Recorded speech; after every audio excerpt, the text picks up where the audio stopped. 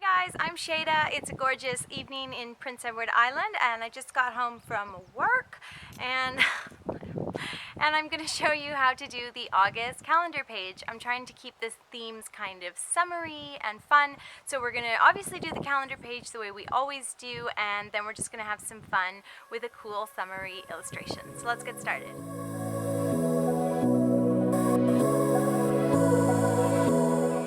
So we're starting the August calendar page off as we usually do. I've got my month and my number grid on some tracing paper, and I've got some nice 140-pound watercolor paper. I've cut a little bit off the side to make it even longer and thinner than it normally would be. It was a 9 by 12, now it's probably a 12 by 8. And then I'll place my number grid here just in the middle of the bottom.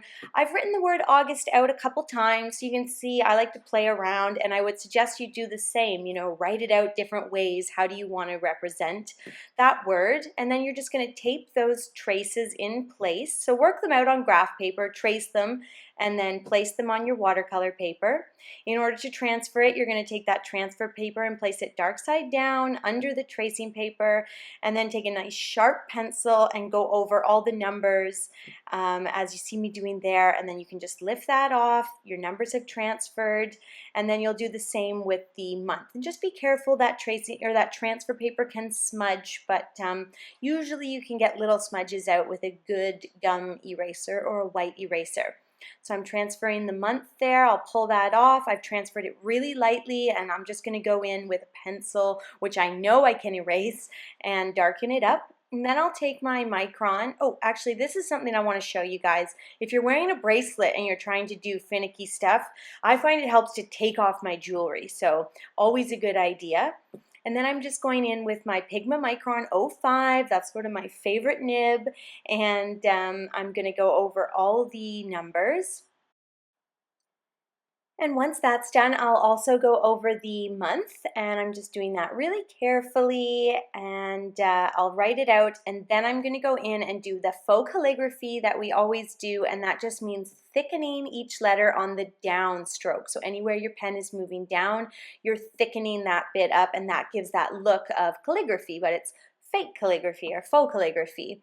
And I mean, when you're doing really thin downstrokes and extra thin upstrokes like I'm doing here, I always just get really close to the page, and I just go nice and slow. And this is when it helps to have those different nibs as well. You might want to go in with your, your 005, like the smallest micron nib, and just get it just so. So that's when you really are going to work those extra nibs.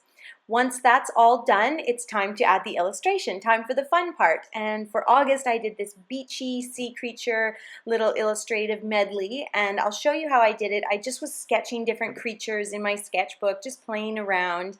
And then I just took the tracing paper and kind of moved it around and figured out how to work this composition so that it would look nice for my calendar page. So I'm going to tape that in place and transfer it as we did the numbers and the August. And then we're going to talk a little bit about how to draw these different sea creatures and even some other sea creatures as well. So I'll just quickly transfer that using my sharp pencil. You guys get the idea at this point. And once the image is transferred, I am able to add some paint. So I've got a nice image on there that is sort of like painting a coloring book now. And I'm just using a little watercolor palette, just some cheap watercolor discs. I've got a nice clean water and a sort of medium-sized brush. I think it's a number 6 brush. And I'm just adding some little drops of color, just a little, I would call it a wash of color. So I've got a very light peachy red for my crab here. And as I always say, think about your negative space. So when you're painting, you're not trying to fill in the illustration in its entirety. You can see there, leave lots of white space and highlights, and then you can add some little darker areas, go back in, add a little bit of darker color, and just play around. But just think of it as a wash of color, and that's going to give you a really sophisticated look. I'm using sort of a mustardy yellow for my starfish here. And then I'll switch out my water because I'm done with the warm colors. And with a little fresh water, I'll add a nice cool sea blue to the sea urchin, and on this one especially you'll see I'm going to leave tons of negative space because sea urchin shell actually looks quite white, so I don't want to overdo it on the color, and leaving lots of negative space is going to give me a really sophisticated finished illustration.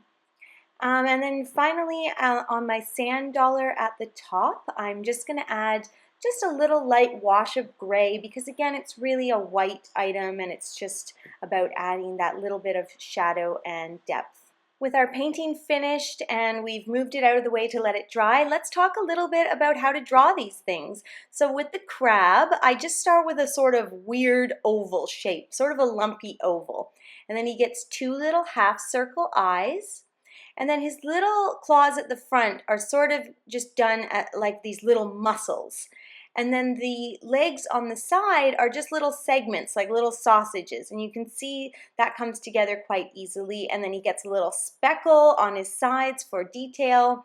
But he's quite a simple one to draw. And same with the sand dollar. Just do a very imperfect circle. So an oblong circle or a squarish circle. And then you're going to do this little four petal design, almost like a flower in the middle. And that's your sand dollar. And then for the sea urchin, again, sort of an imperfect circle. And then you're going to place a little swirl that's off center. So anywhere but just not in the center. And then in pencil, you're going to draw lines going out from the circle, almost as if you were drawing a beach ball, a striped beach ball. And then you're going to draw little dots going along those lines. So the lines are going along the circle as if it were a beach ball, and each line is going to be a line of little dots, and you can always get rid of the pencil later. And that makes this really cute sort of illustrative sea urchin design. And next I'll just add a couple little bubbles, little circles, and give them just a little highlight to kind of bring them to life. And what else could we do here? A starfish. Just draw a star as you would in pencil. And then you're going to use that as your form, and then you can go around the shape of the star that you've drawn and do this sort of fat, funny looking starfish. So he's got these sort of wiggly starfish limbs. And just if you start with a star as your form, you'll find it much easier to draw him. Finish him off with some dots and some eyes, and he looks great. And I'll just show you a few others. A snail is just a swirl with a flat bottom, and then give him this big sort of shapeless form for a body. What else could we do? A blue mussel is just two sort of flower petal shapes, sort of ovals that come to a point and that are joined at the top, and that could be a mussel. And then we'll do a little shell is just a semicircle with a scalloped edge. And yeah, and a little maybe whelk shell is just a simple little thing you could draw, but that's a whole bunch of different sea creatures that you could work with, and then sketch them out first, make them into a composition using your tracing paper.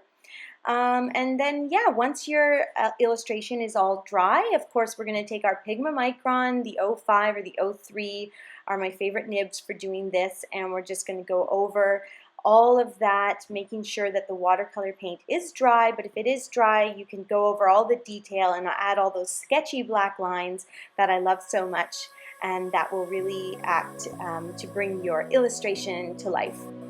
Thank you so much for watching today, guys. I hope you enjoyed the August calendar page. I will see you next week with a new tutorial. And if you enjoyed the video, don't forget to hit that like and subscribe button. Thanks for watching.